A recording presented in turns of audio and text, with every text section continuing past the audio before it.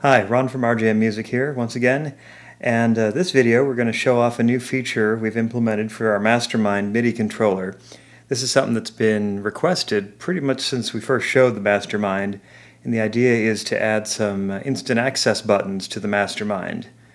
So what you need first is to have a MasterMind with 1.2 firmware. From here on out, all MasterMinds are going to ship with that firmware. If you have an older MasterMind, updating it is no problem. Go to our website on the MasterMind page and you'll find the instructions on how to download and update the MasterMind.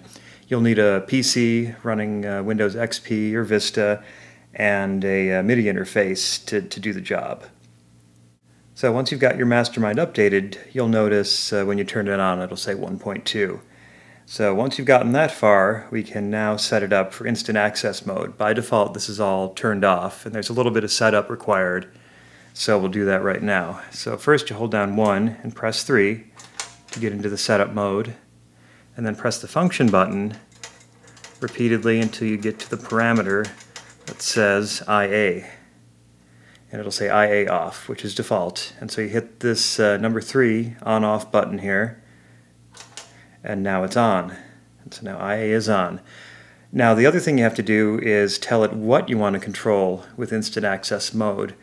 In instant access mode, you'll be able to use the 5 buttons to control any continuous controller type parameter. For our example, we're going to do the first 5 loops of this RG-16 here. So what we need to do is use the function button again and go to CC1, which is the first controller, which also represents the first button in instant access mode. And you'll see it says CC1 sends on channel nothing, and it sends controller number 80. So the controller number is correct. The MasterMind is preloaded for the first 5 loops on the RG-16. You may need to change that controller number for other devices, and you would do that by pressing the number 2 button. We like it the way it is, so all we need to do is set the MIDI channel. Right now it's disabled, it's not setting to any channel, so we're going to go over here, press the MIDI channel button, number 5, and switch it to channel 1. So now this one's enabled, and it's when we press the number 1 button, it'll send on MIDI channel 1, continuous controller number 80, and then it'll just send on and off values. We'll get to that later. So now we've done number 1, off to number 2. Again, this one is set for the correct number for the second loop on the RG-16, and we hit the channel just to get it to channel 1. Go to number 3, also set that to channel 1. Number 4, channel 1, and number 5, you guessed it, channel 1 again. So now we've enabled the first 5 continuous controllers. So now we hit 1 and then 3 to exit setup mode. And so now the MasterMind works normally. You can still, toggle through presets and all that. But now the function button, instead of doing what it used to do, will switch it to instant access mode, and you'll see that it says IA here. And so now when this is on and when the display says IA, you'll see that as I turn these on, the loops on the RG-16 also turn on. And even when you exit instant access mode and then come back, you'll see that the state is remembered, and you can do any combination of loops. We're pretty much already done. Now the only thing that you're missing is the ability to set presets. If you had already configured your MasterMind in RG-16 previously, you would notice that your presets seem to be gone. You say, hey, why are these loops not turning on when I switch presets? And the answer is that basically, with the MasterMind and pretty much any other MIDI controller, once you've assigned a loop to an instant access button, the RG-16 no longer controls that loop. It's up to the MIDI controller, in this case the MasterMind. So we have to program the MasterMind.